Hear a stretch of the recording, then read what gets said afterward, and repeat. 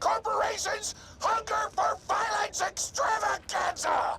Tonight, we're gonna watch the Vault Hunter take on the ravenous Waddle Gobbler! How you doing?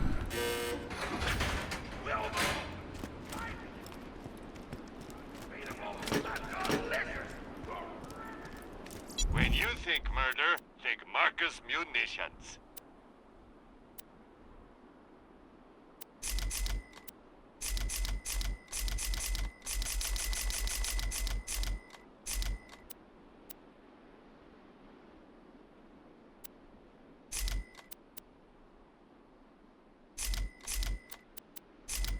Come back and...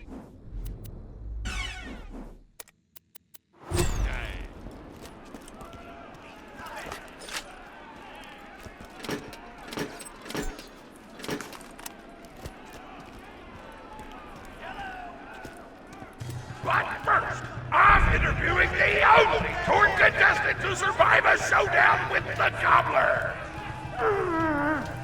Question time! How are you doing? Oh, looks like we're out of time! We'll be right back after a word from our sponsor! Hey! Get over here so I can whisper some things to you in secret! Really, the Gobbler fight is rigged. The tour board of directors made the Gobbler unbeatable, so it'd eat all the contestants and get us a bunch of hits on the EchoNet. But I don't want you to die, cause you're cool, and oh crap, I'm not whispering anymore, my bad! You gotta get into the kitchen, kill everybody, and poison the Gobbler's food. Once the poison takes effect, you can kill him. Also, I want him dead so I can eat him! He looks delicious!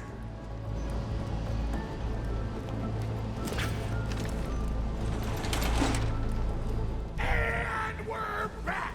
The Vault Hunter's in the kitchen, but today there's a new item on the menu. Murder! Vault Hunter, kill the chef! Come on, Shield!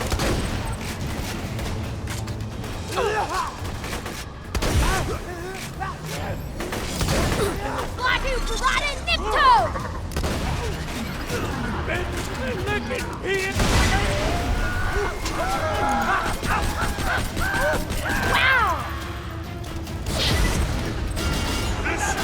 Wow! Nobody touches this stuff alive!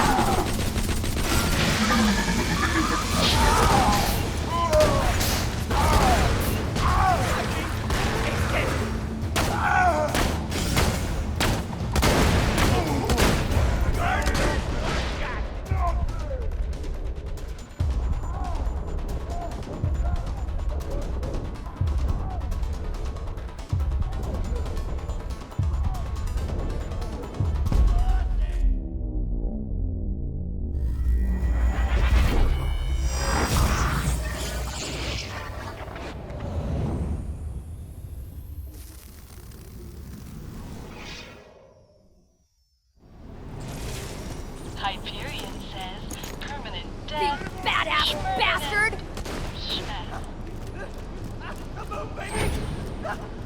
Strangle your family! Death by robot!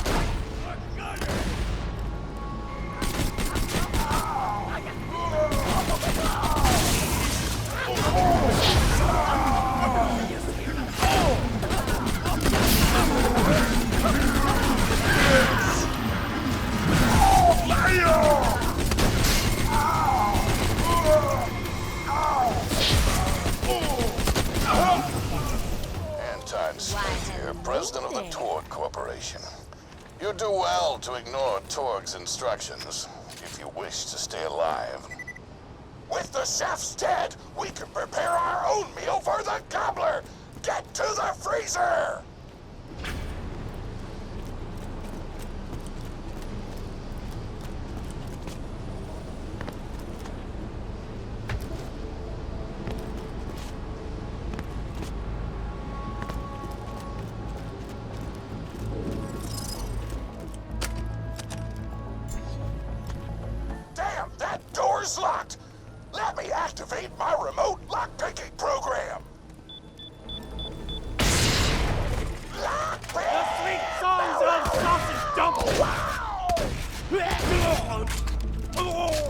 Do not allow contestants in the meat locker. Leave at once. We gotta choose some meat for the gobbler's meal. Tug on the tastiest looking scat corpses. This is totally gonna get me fired, and I don't care! Here comes! I hit it all, shoot him! Take sex! Help! Number 5 alive! My mouth is watering!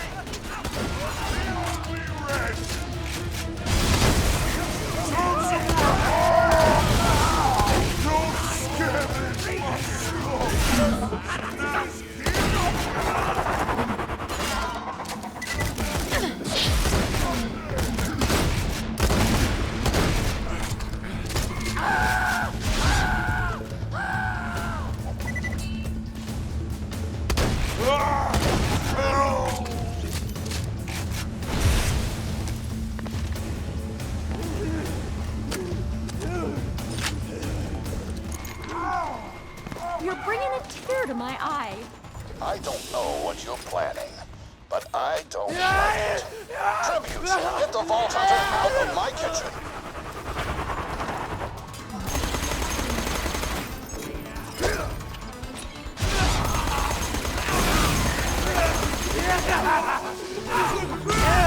This is not organic!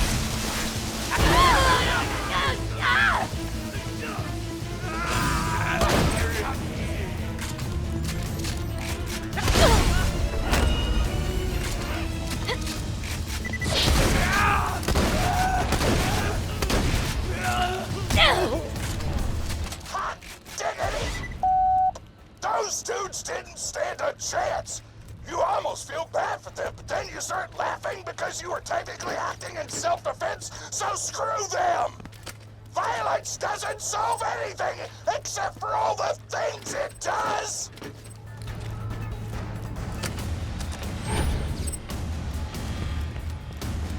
Now to grind up the meat!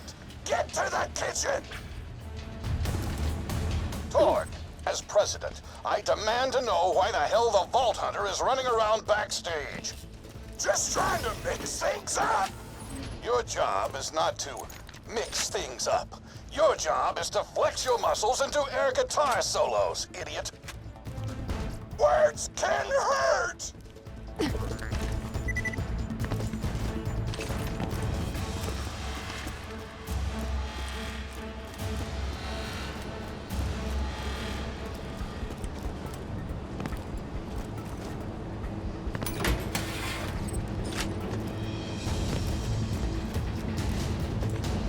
Let's get a grindin'!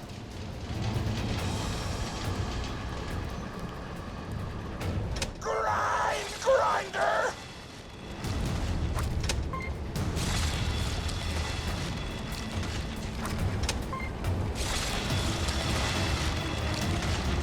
Delicious!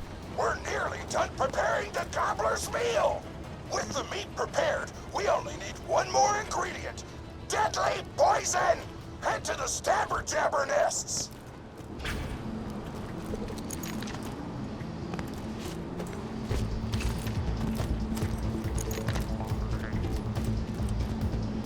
I ran out of explosives, so I'm actually going to open this door remotely without blowing it up! Psych!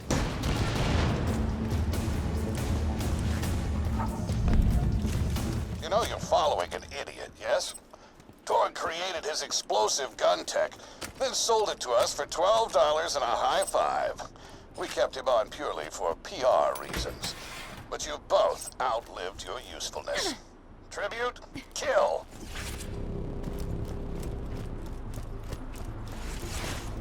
Eat metal, Dad!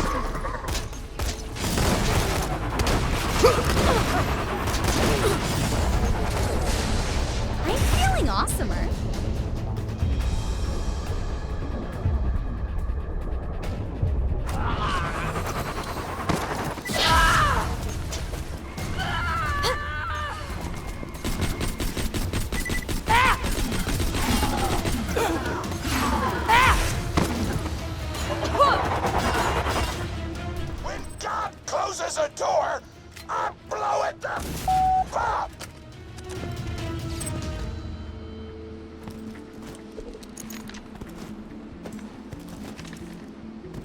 Hey, make sure to get a slag whipping on the way.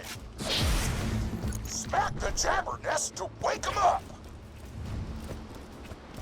All right, now slag the jabber. Kill it before the slag wears off.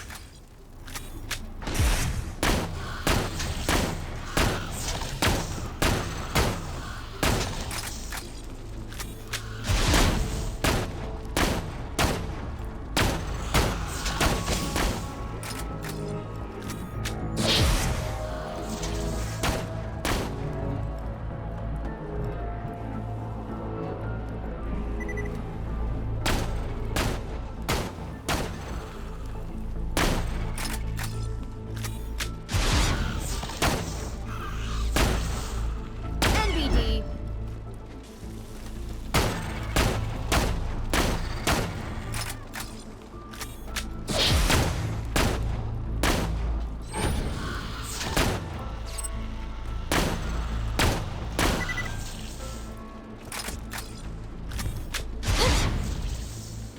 Tannis told me a single slag jabber gland would be enough to kill a monster the size of a planet. So get a few more!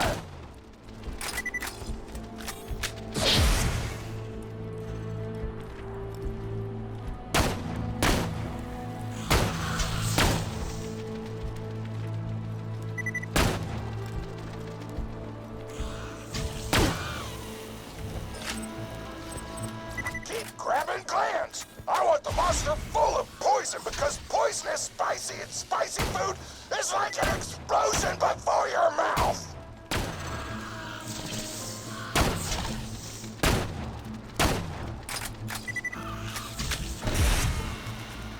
Woo! You got all the glands! Now pop them into the gobbler's dinner and you'll be ready to fight them! Why do you insist on being a moron, Torg? This is why you lost a controlling share of your own company. I knew I should have killed you when I had the chance. Now add the poison glands to the marination vat. Hit that button to marinate the out of that meal.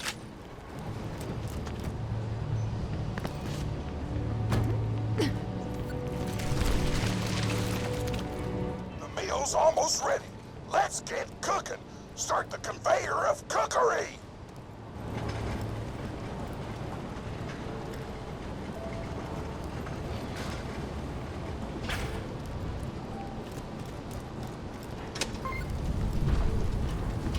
That's it. You've gone off script one too many times, Torg. Today's meal is canceled. Chefs, shut down that oven. We can't stop now. Protect the oven. I swear by my abdominal muscles, I will eat the ravenous squirrel killer.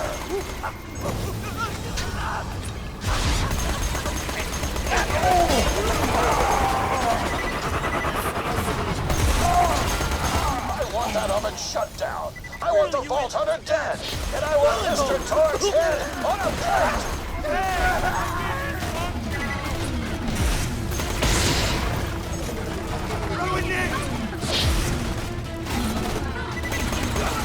Cutting up my buns!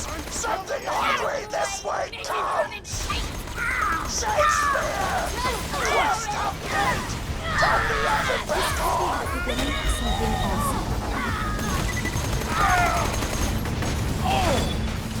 The chefs want to show you pig! Stop them from doing so!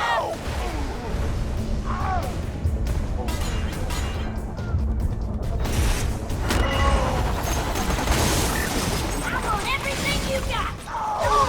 They shut down the oven! Our food is getting cold! Gladly.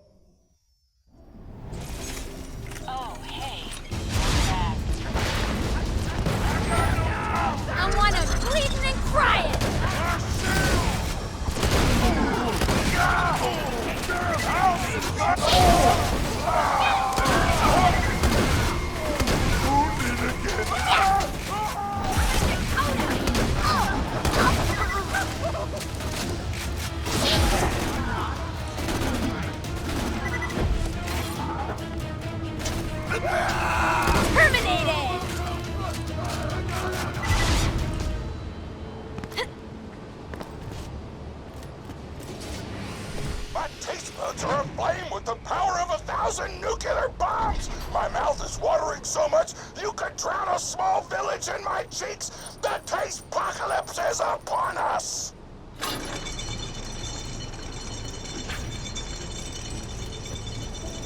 If you kill that gobbler, Torg, it'll be your last meal. The board of directors and I can guarantee that.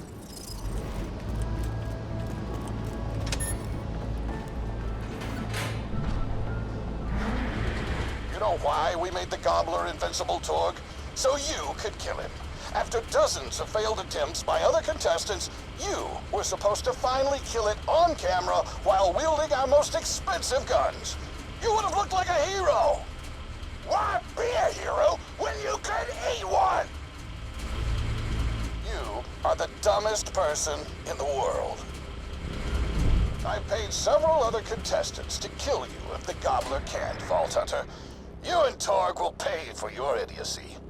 Here comes the ravenous Waddle Gobbler! We've replaced this creature's normal food with poison! Let's see if he notices! He took the bait! Now just don't die until the poison takes effect! Waddle Gobbler! Start to step.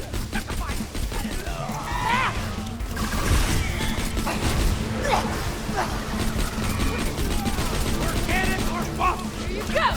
Oh, you idiotic bitch! Don't shoot the gobbler! Shoot the Vault Hunter! The poison's working! It's working! The gobbler is killable! Let the apocalypse begin!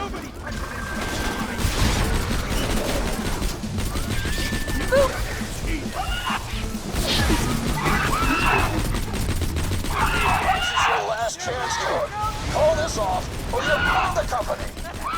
Whatever! I'll just work for Moxie and blow things up! Throw Boner!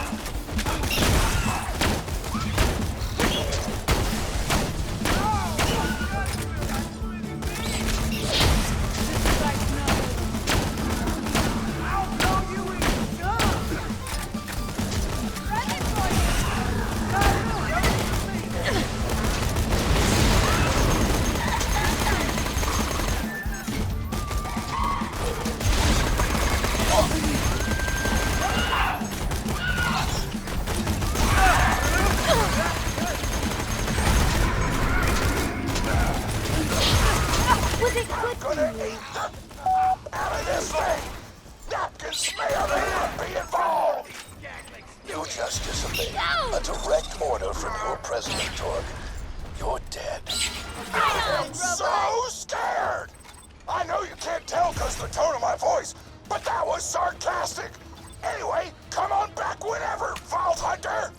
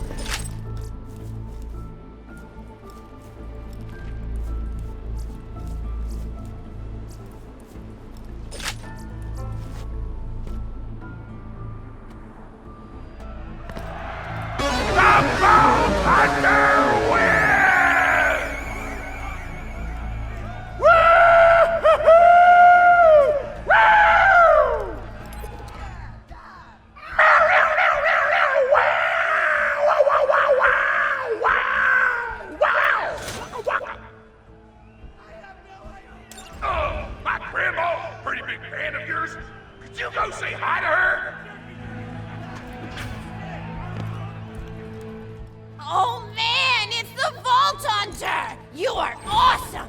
Didn't you fight Terramorphous? I fought a big creature like that once. He was a big whale squid with 100 tentacles. You ever thought anything with tentacles? Oh, of course you have. Terramorphous had tentacles. How silly of me. Now, where was I? I am so sorry. All right, the whale creature. His name was Blowhole the Apocalypse. I called him the Apocalypse for short. And he attacked my hometown of Tsunami's Edge when I was but a little girl. You ever been to Tsunami's Edge? Great town, nice beaches, great food, and the cost of living is just so low. Even being a single grandmother and working part-time at a scat meat processing factory, I was still able to provide for little Mr. Torg. We may not have been able to afford the finer things in life, like food, but we got by.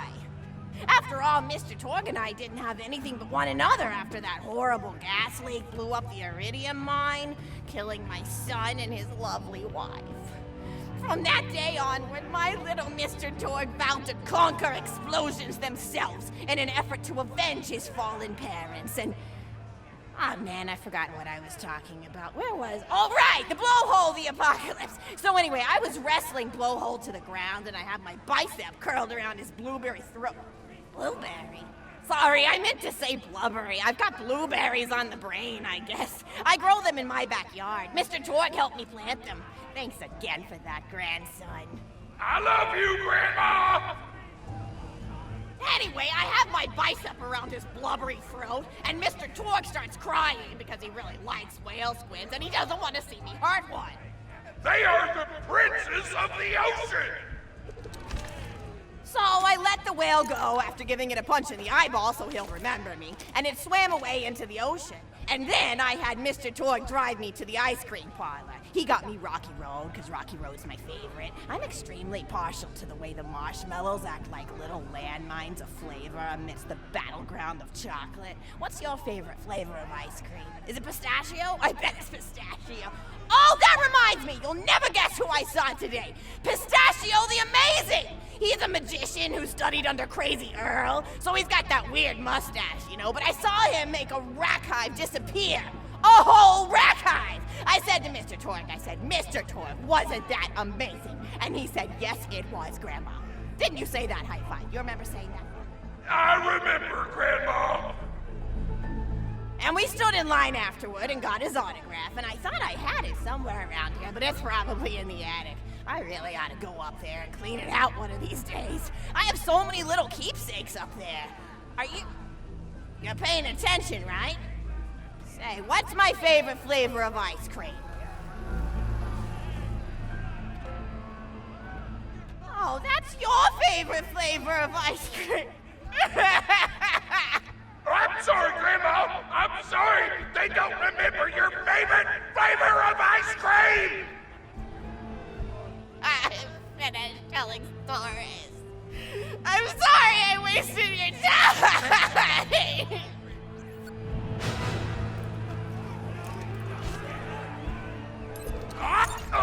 My grandma's a pretty big fan of yours.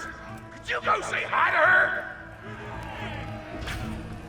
Oh man, it's the Vault Hunter! You are awesome! Didn't you fight Terramorphous? I fought a big creature like that once. He was a big whale squid with 100 tentacles. You ever thought anything with tentacles? Oh, of course you have. Terramorphous had tentacles. How silly of me. Now, where was I? I am so sorry. All right, the whale creature. His name was Blowhole the Apocalypse. I called him the Apocalypse for short. And he attacked my hometown of Tsunami's Edge when I was but a little girl. You ever been to Tsunami's Edge? Great town, nice beaches, great food, and the cost of living is just so low. Even being a single grandmother and working part-time at a scat meat processing factory, I was still able to provide for little Mr. Torg. We may not have been able to afford the finer things in life, like food, but we got by. After all, Mr. Torg and I didn't have anything but one another after that horrible gas leak blew up the iridium mine, killing my son and his lovely wife. From that day onward, my little Mr. Torg vowed to conquer explosions themselves in an effort to avenge his fallen parents, and... Ah, man, I forgot what I was talking about. Where was... Oh, right! The blowhole, the apocalypse! So anyway, I was wrestling blowhole to the ground, and I had my bicep curled around his blueberry throat. Blueberry? Sorry, I meant to say blubbery. I've got blueberries on the brain, I guess. I grow them in my backyard. Mr. Torg helped me plant them. Thanks again for that, grandson. I love you, Grandma! Anyway, I have my bicep around his blubbery throat, and Mr. Torg starts crying because he really likes whale squids, and he doesn't want to see me hurt one. They are the princes of the ocean! So I let the whale go after giving it a punch in the eyeball so he'll remember me, and it swam away into the ocean. And then I had Mr. Torg drive me to the ice cream parlor. He got me Rocky Road, because Rocky Road's my favorite. I'm extremely partial to the way the marshmallows act like little landmines of flavor amidst the battleground of chocolate. What's your favorite flavor of ice cream? Is it pistachio? I bet it's pistachio. Oh, that reminds me! You'll never guess who I saw today!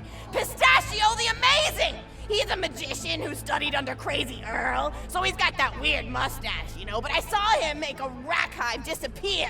A whole rack hive! I said to Mr. Torg, Mr. Torg, wasn't that amazing? And he said, yes, it was, Grandma. Didn't you say that high five? You remember saying that? I remember, Grandma!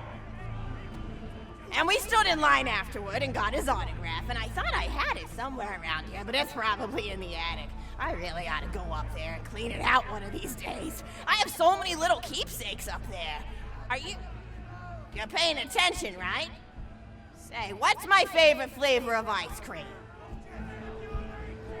Oh, so you are listening. How wonderful. You're an even better listener than my old pet rack, Beasto.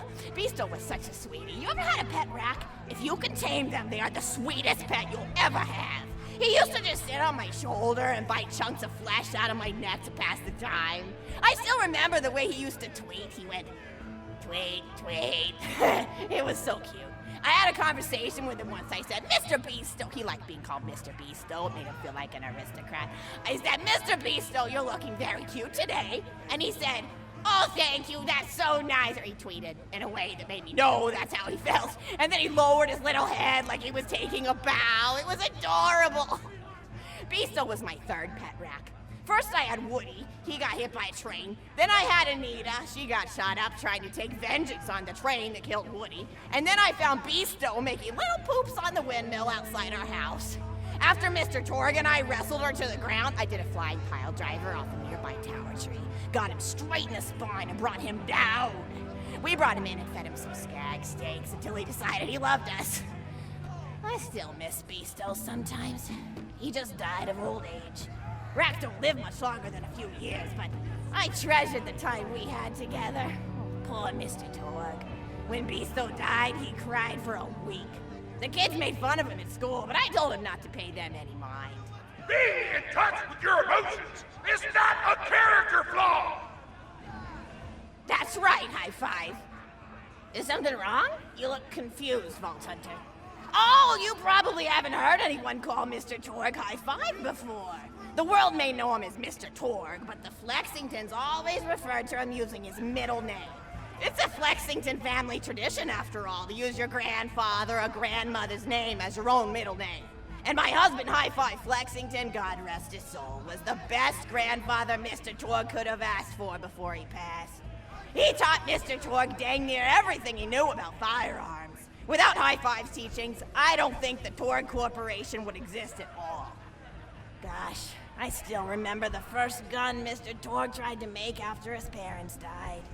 A Jacobs shotgun with a stick of dynamite attached to the barrel.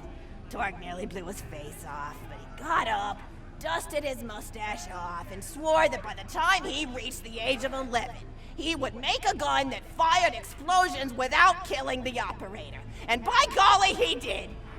It took a couple of dozen prototypes before he got the right combination of gun parts and explosives right. But once he did, woo-wee! I'll never forget the plume of smoke that used to be in my neighbor's homestead. They were jerks though, so it's okay. Gosh, I've been talking your ear off for some time, haven't I? It's so kind of you to listen for this long.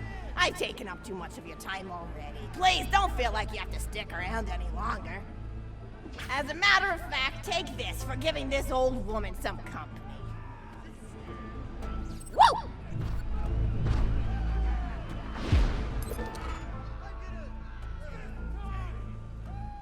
even more attractive than Mr. Torque said you were. I've got another story for you, but I'd like to tell it to all of your friends at once. An old lady like me has to save her voice, you know. Oh, you still want to talk with me? How incredibly sweet of you. Say, you'll never guess who I saw today. Captain Scarlet.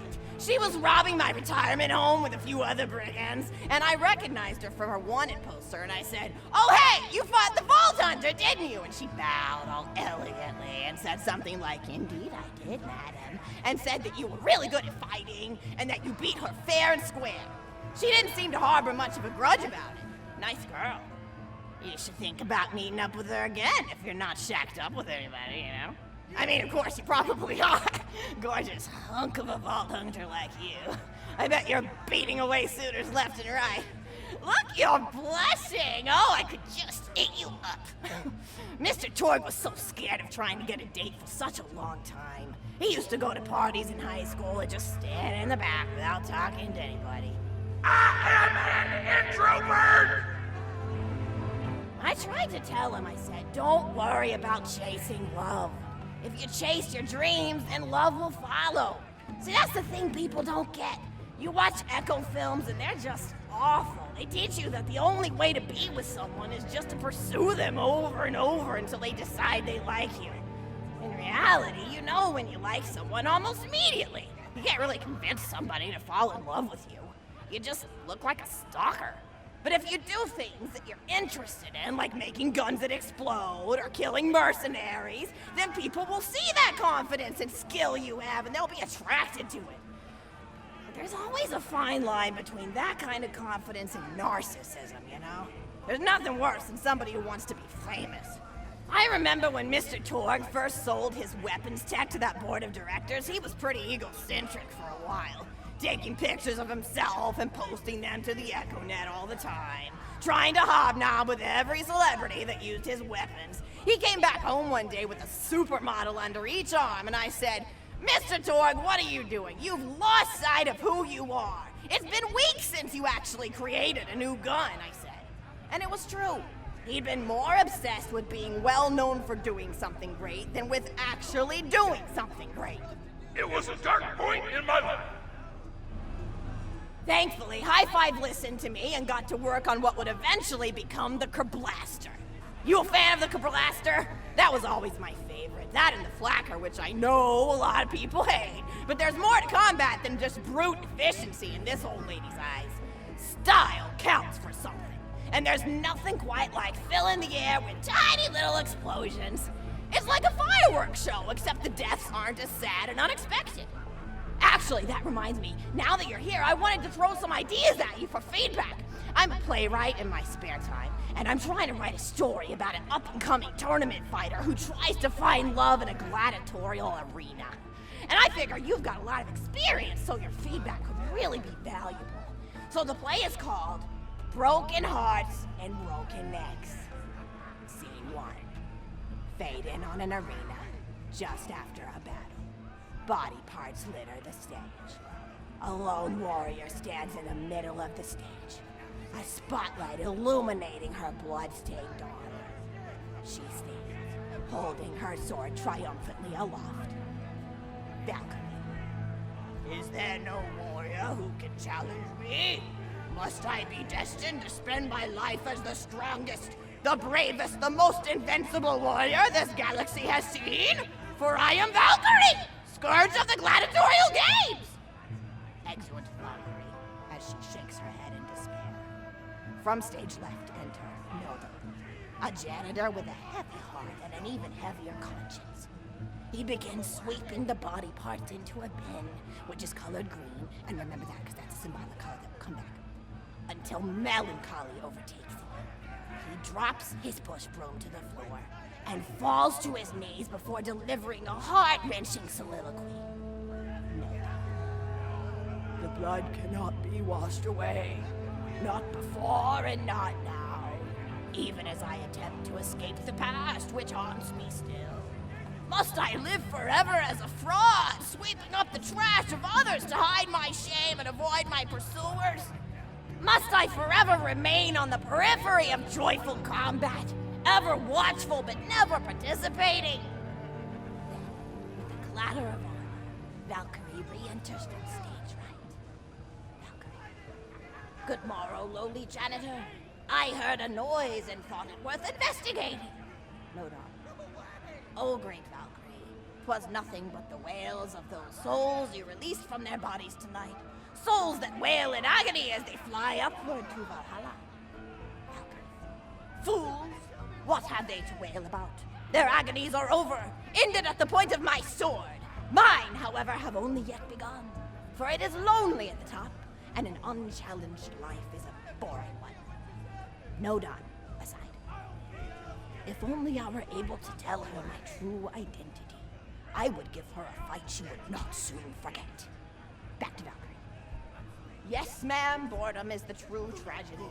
May you one day find challenge in combat. Stupid. Nodon picks up a giant two-armed bastard sword with almost no effort. Valkyrie aside. What is this? Excellent, Nodon. Stage left. Valkyrie. What strength this janitor possessed? Who is he to pick up a bastard sword with two fingers? What hidden power does he hold? What secrets does he keep? I will endeavor to uncover his past in the hopes that our swords may cross in battle! Excellent. End of scene. Scene 2. The interior of the governor's house. The table is set with myriad teas and biscuits and... Oh, I'm so sorry. I didn't even ask you for the feedback on the first scene. Did you like it? Oh, wonderful. I'll continue then. Scene 2. The governess enters from stage left. Governess. I refuse to respond to these absurd accusations. Her husband looks at her quizzically. Governor. And what accusations may those be? Governess. Actually, you know what? I don't think I'm ready to get feedback on the play yet. But what about you? What are you up to? Tell Grandma Flexington all about it. I bet you've had some amazing adventures. Mr. Torg told me about the time you all played bunkers and badasses together. He said it was one of the most fun and welcoming experiences of his life. Grandpa! You're embarrassing me! Sorry, sweetie, but really, you and the Vault Hunters are his first real pals. It wasn't easy for Mr. Torg to make friends at school when he had facial hair at age 8, pecs at 8.5, and dead parents by age 9. People found him intimidating, but I told him that he should be thankful for the fact that he looks different. Anyone who wouldn't be friends with you based on appearance wouldn't be a very good friend anyway. But he really does like hanging out with all of you. Most people these days want Torg to pose for pictures or blow something up by flexing at it. It's not often he gets to sit down and play games with people. Oh, speaking of games, did you play Going Back to the House yet? It's a new echo simulation about exploring a log cabin you lived in when you were a kid. There's no violence or anything. You just walk around looking at cereal boxes and remembering people you made out with. I really like where Echo Sims have gone in the past few years, don't you? There seem to be a lot more of them with interesting things to do beyond shooting people, and the writing has gotten so tight and concise. For instance, did you ever play The Samurai's Marker? The whole game's story was delivered through haiku. Did Zero write it or something? No, I'm just joshing. I know you're too busy for that. But oh yeah, I was playing at the end of the pointed gun last night on my Echo Sim player, and wow, is that funny. It's about a guy who punches people and smacks himself in the face with doors. Easily one of the best punch-related comedy sims ever. But oh, I'm really looking forward to this game called Robot Hunter Assault Squadron, which is this big randomized survival game about throwing bottles at trees and accidentally scaring birds. In the demo version, I scared a bird so hard it died. 10 out of 10 in my book. But what kind of things do you do for fun? You play any sports? You look like you might be into some of the more extreme stuff, like spine hurdling or psycho head volleyball. I knew an athlete a lot like you when I was younger. Her name was Nijo, and she was especially gifted at the giblet toss. That's an old pastime we had back when I was younger. Idea was you'd punch a convict, and then see how far you could make their viscera fly across a big field. You got points based on distance and the size of the viscera.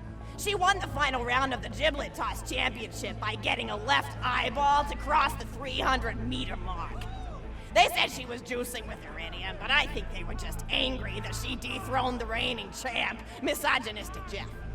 People really liked him for some reason. Hey, what's your favorite food? Mine's burgers, personally.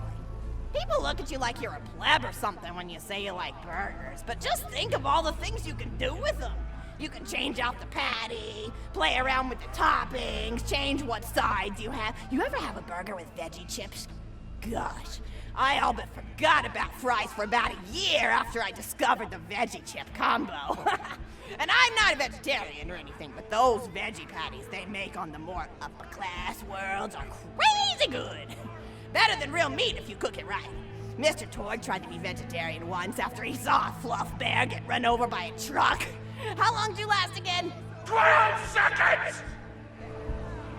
Barely even finished the word vegetarian before he lunged at a skag shoe I was holding in my left hand. Nearly lost a finger.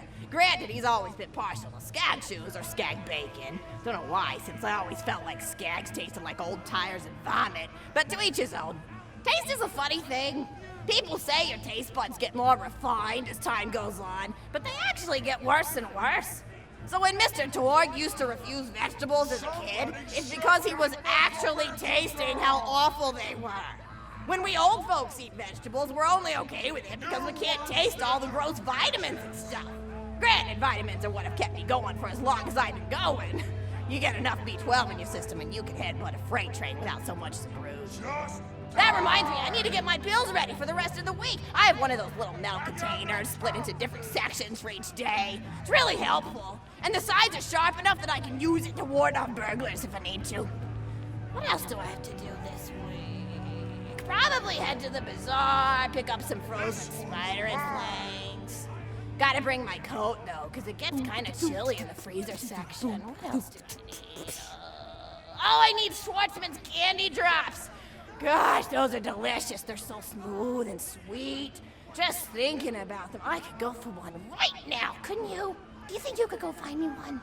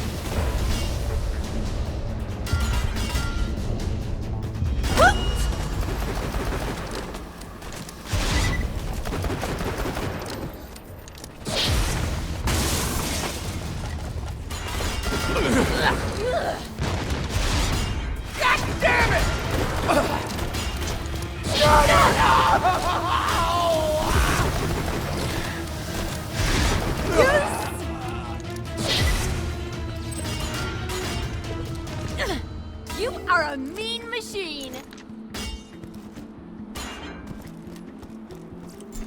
Hell yes! Can't believe you only got third place in the science fair.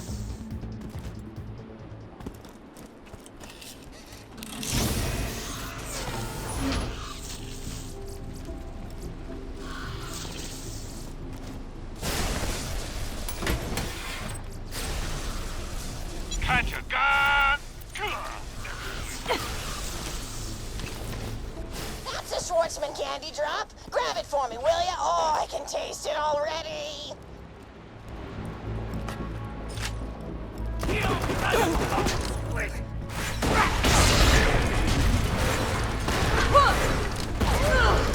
Take this stuff! You're an awesome.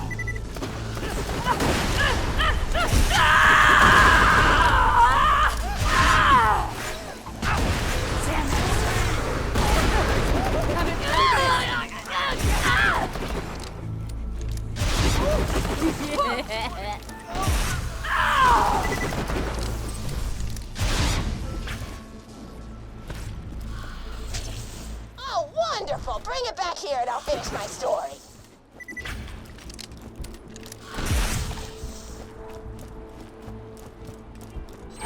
Kick him in the piston!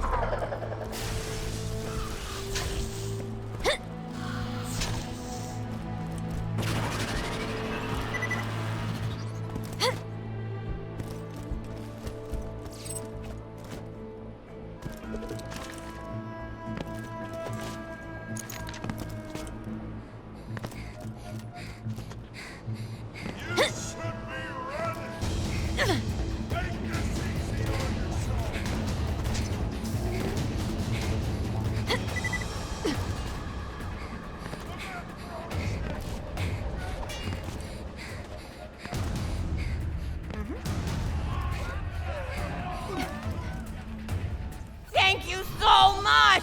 I'll eat this later while sitting by the fireplace telling Mr. Torg stories of days gone by. There's just nothing like a good roaring fireplace, is there?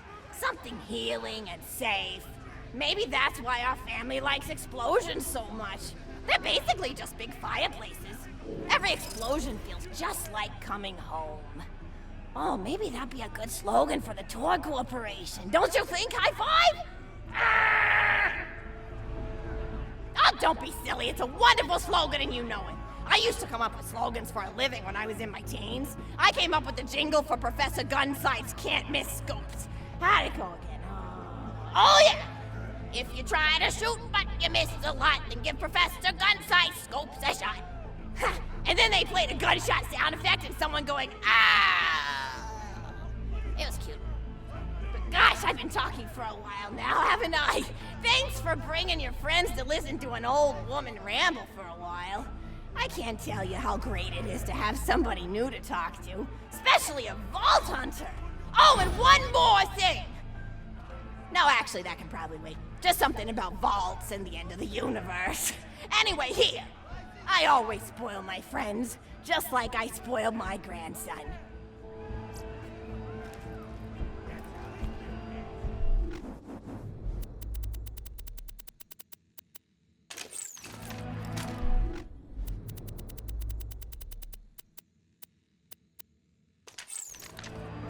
Enjoy it! Conversation! Ow!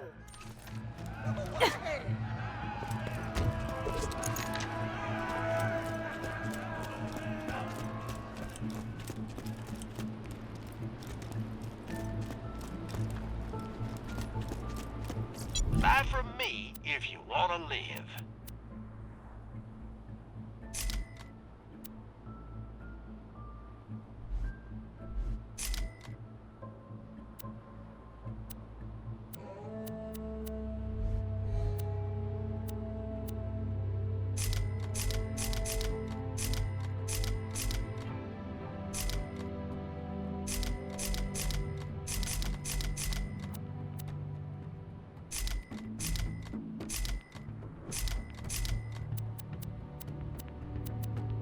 Set out.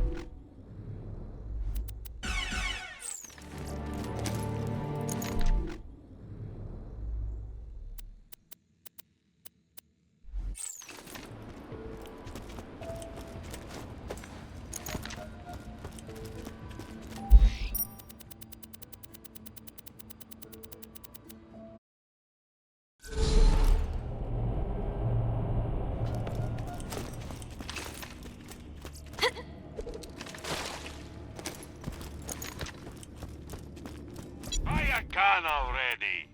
Check back later to see my new weapon of the day.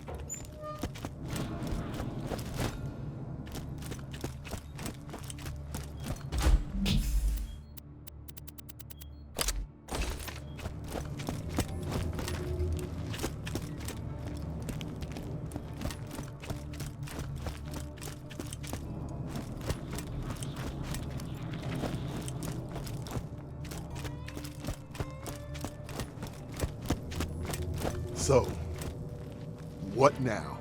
Yeah, somebody's got to deal with all those new vaults. Dibs, You can't call dibs on hunting hundreds of vaults. says you. What you thinking, Lil? I think before we head off to deal with those vaults, we gotta rebuild. Get a new shield for Sanctuary, wipe Hyperion off the map, and bury our fallen. Jack may be dead, but we're not done fighting. Not by a long shot. I hear ya. What you think, Bree? I think I already called dibs on the vault hunting. Out of missions at the moment.